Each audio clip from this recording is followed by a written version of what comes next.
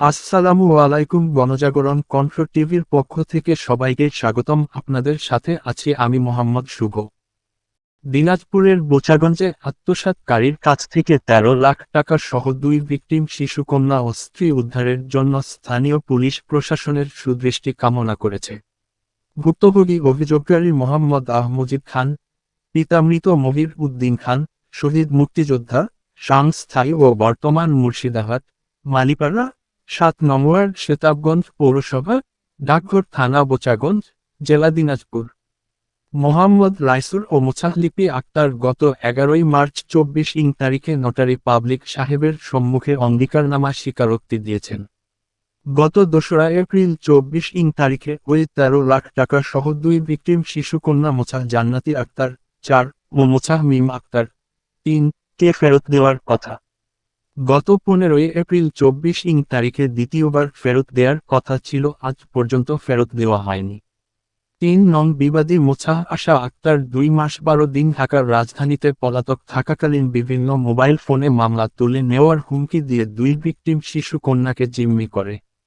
যে সকল mobile number থেকে ফোন করা হয়েছিল তা তুলে ধরা হলো: ১-০১72296398৬, ২-০১৩২৭০৩২৩১৩, ৩-০১৭৫৮০২৭০৬১, ৪-০১৭৯৭৫৭৬৬, ৫-০১৭০৮০৪৮৩৪০, ৬-০১৭৩৮৪291277, ০১৩০৬৭৮৫২৭২, ৮-০১৯১৪৩০৫০34।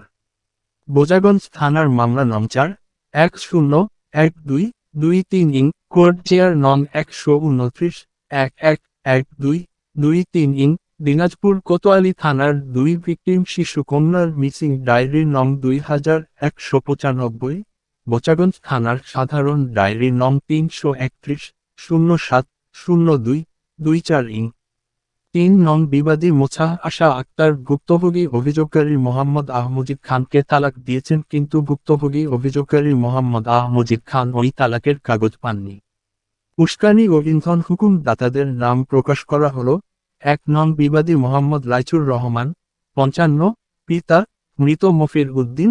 ২ নং বিবাদী মোছাহলিপি আক্তার, ৪৫, স্বামী মোহাম্মদ রাইসুর রহমান।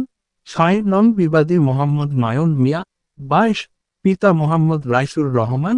গ্রাম গুচ্ছগ্রাম, আবাসন ১ নং ইউপির বড় সুলতানপুর, বোচাগঞ্জ, দিনাজপুর। এবং ৪ নং বিবাদী মোছাহ রাশিদা আক্তার, ২৮, স্বামী মোহাম্মদ দেলোয়ার হোসেন ও ৫ নং বিবাদী মোহাম্মদ দেলোয়ার হোসেন, ৩৫, পিতা মৃত মমিন হামিদুল।